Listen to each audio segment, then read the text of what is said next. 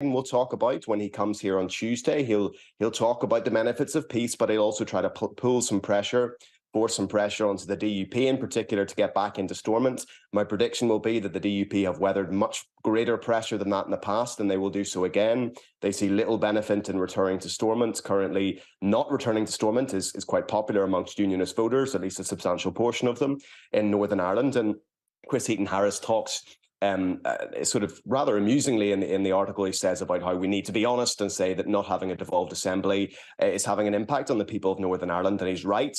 What he probably omits to mention the fact that it is, of course, his government that forced through the Northern Ireland Protocol and now the Windsor Framework, largely against the wishes of DUP voters, certainly, and Unionist voters in Northern Ireland. So sure. A mixed bag there, but Biden's visit unlikely to make much progress. OK, Gemma, we know that, of course, we're seeing the President Biden coming to Northern Ireland and the Republic of Ireland. He's not coming, though, for the coronation.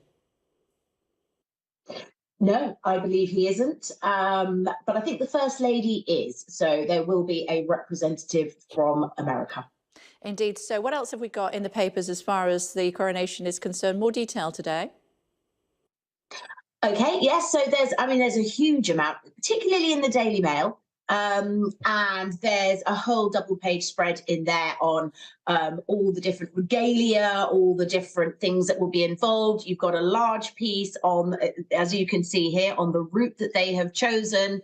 And then there's a whole nother piece dedicated to things like the scepter and the crown and the orb. And it's interesting because it's a very conspicuous display of wealth.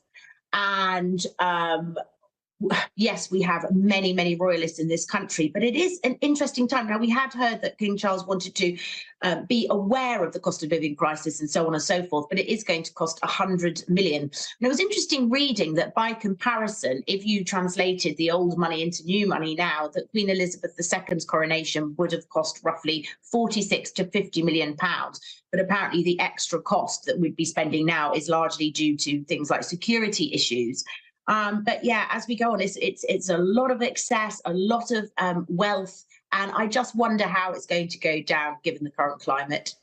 Yeah, we still love the younger royals, though, don't we? I mean, I'm looking at the front page of the Mail today. Little Louis, little tinker that he is.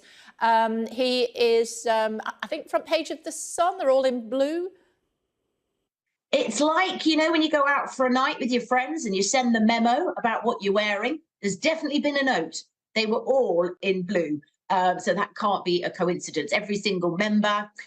Yes, Louis was being characteristically playful, so there are some nice photographs of him. Prince Andrew was there as well. It's a family event, obviously, although we know that there's a lot of controversy about whether or not he'll be involved that much during the coronation for obvious reasons. Yeah. So, yes, there they all are, and they definitely sent the memo. They all got the memo, didn't they? Thomas, a quick thought on Wizz Air. I've flown Wizz Air only once, but they were great.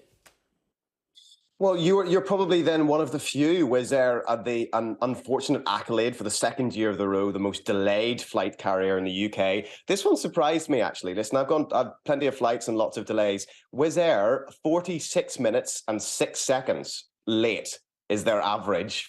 The average. So some people have had a lot worse than there. 46 minutes.